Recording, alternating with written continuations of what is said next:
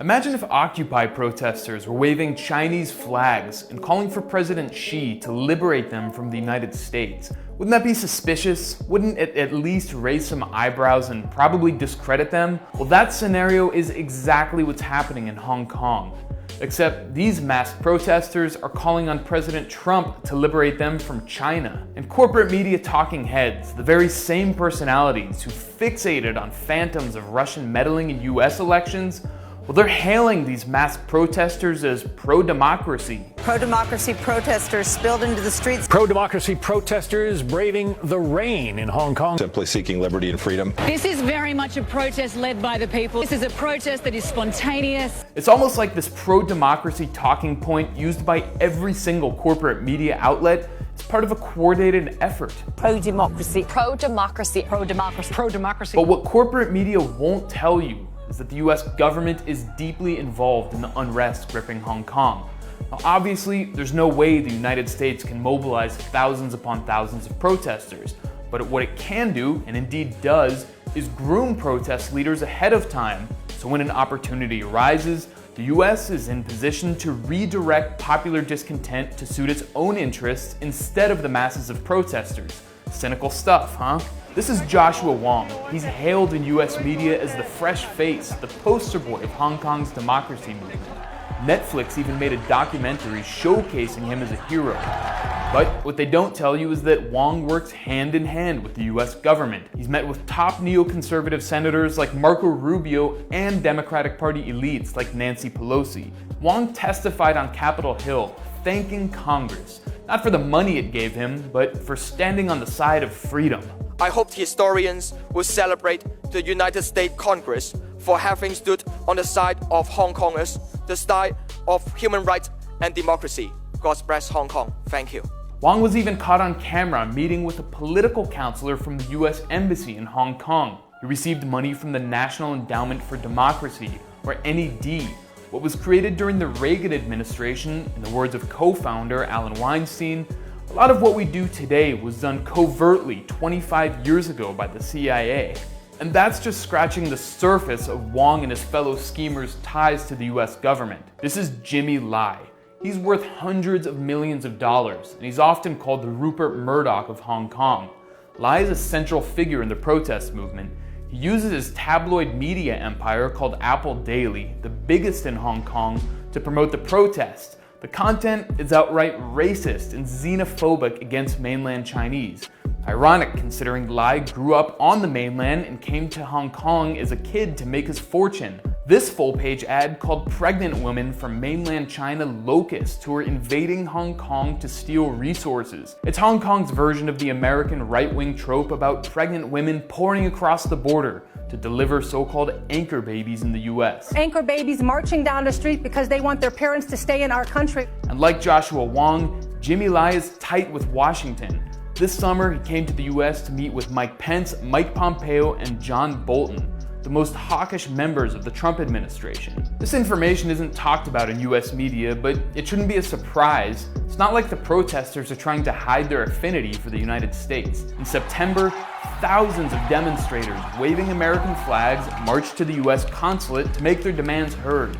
Not to the Hong Kong government, not to Beijing, but to Washington. Those demands happen to be the same ones that Marco Rubio is pushing for. Still not convinced the West is playing a major role in Hong Kong's protest? Watch this BBC report from 2014 on the Oslo Freedom Forum. In the basement of this 4-star hotel, human rights activists come to what feels a bit like a school for revolution. According to this report, plans for the 2014 Hong Kong protests, which today's are essentially a continuation of, were plotted long before they started. This may not evoke the spirit of the barricades, but the teaching here is to be successful, to topple a government for good, you have to be organized and to plan meticulously. And activists here have been involved in helping to organize the current protests in Hong Kong. Their plan to put thousands of people on the streets of the territory was in fact hatched nearly 2 years ago. And look who makes an appearance in the video. I'm Joshua Wong, the convener of Scholars. Who else is there? Pussy Riot, the young women who have been embraced by US media for, among other things, screaming profanities in a church to stick it to Putin. And then there's none other than Srđan Popović, the Serbian founder of the regime change mercenary group Canvas. Canvas has taken money from the US government and reportedly from the CIA to train untold thousands upon thousands of young people to topple governments around the world that the United States deems adversarial. One of the better known Canvas trainees is Venezuelan coup frontman Juan Guaido. In other years, figures like Raed Saleh, face of the White Helmets, appeared to form. White Helmets are the propaganda arm of Al-Qaeda in Syria and are funded by the US State Department. The Oslo Freedom Forum is a who's who of regime change operatives, a clown car of charlatans, hucksters, and outright frauds. Past guests include Bill Browder, who stole hundreds of millions of dollars from Russia and renounced US citizenship to avoid paying taxes. In 2010, longtime Venezuelan opposition leader and convicted felon Leopoldo Lopez spoke, and the Oslo Freedom Forum itself was founded by Lopez's cousin Thor Halvorsen. Sounds like the Hong Kong protest leadership is part of an organic and grassroots movement, right? But what about the issue of police violence? Even if the protests are largely funded by the United States, that doesn't give cops an excuse to crack skulls. Well, judging by the huge amounts of video, the violence in Hong Kong has been initiated and mostly carried out by protesters. When they occupied the airport, they took a journalist captive and took turns beating him unconscious for hours. Then, when he was finally being carted away on a stretcher, one protester ran up and struck him with an American flag. Or how about this video of protesters clashing with outnumbered police? How would cops react here in the United States? I think it's a safe bet that American police would have zero tolerance and would have shot and killed the protesters. The one time Hong Kong police did open fire, well, that was shown endlessly in Western media. What they didn't show is that the rioters were assaulting police and citizens just before that.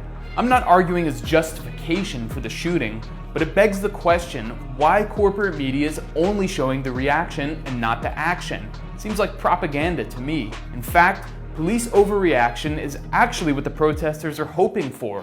One of them spelled it out in the New York Times, calling it marginal violence theory. It calls for use of the most aggressive, non-violent action possible to push the police and to thoughtfully escalate non-violence. Maybe even resort to violence to push the government to the edge. Watch what Joshua Wong says after he's asked to condemn the violence the protesters have used. I would say that instead of blame or condemn on any behavior of protester, I prefer to find out the solution and through the trial and error process, and to let us to realize that even protester, they will have the incentive or intention to have self-defense or self-protection. But how to use force and also keep and maintain public support is matter for us. As we've seen, the protesters have gone far beyond mild force. Hong Kong's police have been relatively restrained. There have been injuries on both sides, but that's all. There haven't been any deaths.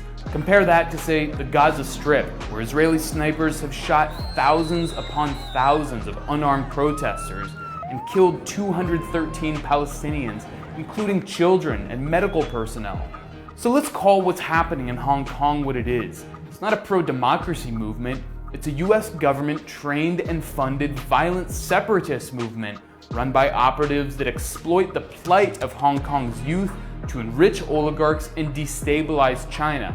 All in all, either the Hong Kong protest leaders are part of an international group of billionaire-funded regime change operatives led by the United States government as part of a Cold War agenda, or Donald Trump is actually a great liberator of Hong Kong.